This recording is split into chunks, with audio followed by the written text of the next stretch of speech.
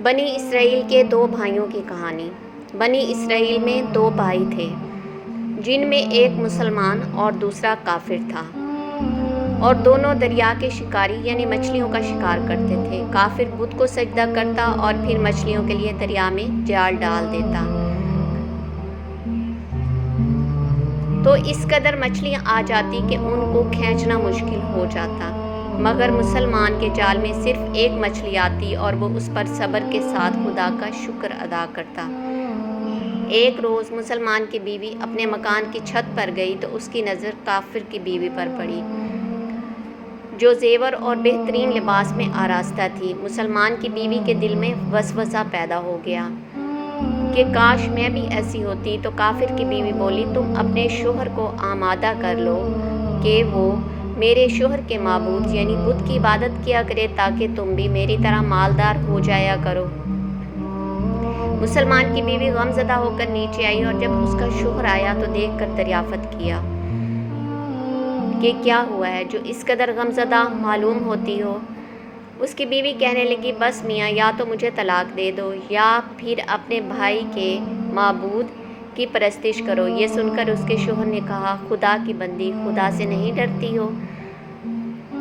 ایمان کی دولت کے بعد کفر کی باتیں کرتی ہو۔ بیوی بولی، بس اب مجھ سے زیادہ باتیں نہ کریں، میں ننگی پونجی نہیں رہ سکتی، جبکہ دوسری عورتیں زیورات اور عمدہ لباس سے آراستہ رہتی ہیں۔ جب اس مرد مومن نے دیکھا کہ عورت ضد پر اتر آئی ہے اور اس کا اصرار حد سے گزر چکا ہے، تو اس نے عورت کو تسلی دی اور کہا کہ گھبرانے کی ضرورت نہیں، میں کل سے کاریگروں اور مزدوروں میں جا کر زیادہ محنت کروں گا اور روز 2 دینار دوں گا، تم اپنی حالت درست کر لینا۔ یہ سن کر عورت کو کچھ تسلی ہوئی۔ وہ مرد مومن مزدوری کی تلاش میں نکلا، کسی نے اس کی بات نہ مانی۔ بالآخر مایوس ہو کر کسی دریا کے کنارے پہنچا اور شام تک اللہ تعالیٰ کی عبادت میں مصروف رہا۔ رات کو جب گھر آیا تو بیوی نے دریافت کیا، آج تم نے کہاں تھے؟ وہ کہنے لگا، بادشاہ کی خدمت میں تھا، بادشاہ نے مجھ سے 30 دن کام کرنے کی شرط رکھی ہے۔ اس کی بیوی بولی، وہ بادشاہ تم کو کیا دے گا؟ تو اس نے جواب دیا، میرا بادشاہ بڑا کریم ہے اور اس کے خزانے مال و دولت سے بھرے ہوئے ہیں، وہ مجھے وہ دے گا جو میں چاہوں گا۔ چنانچہ اس طرح وہ اپنے معبود برحق کی عبادت میں مصروف رہا۔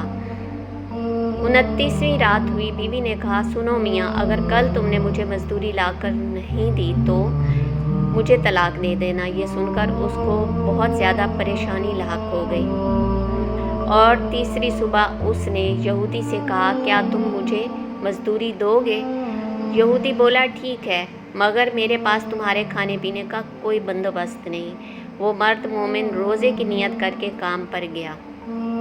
دوسری طرف ایک آدمی اس کی بیوی کے پاس گیا اور دروازہ کھٹکھٹایا، تو بیوی نے دروازہ کھولا، باہر نکلی تو اس کی بیوی کو 29 اشرفیاں دی اور کہا، یہ تمہارے شوہر کی مزدوری ہے۔ تمہارا شوہر 29 دن بادشاہ کے کام میں تھا، یہاں تک کہ اس نے بادشاہ کو چھوڑ دیا۔ اگر وہ 30ویں دن بھی کام پہ آتا تو اس کو بہت سی اجرت مل جاتی، لیکن وہ یہودی کے پاس چلا گیا۔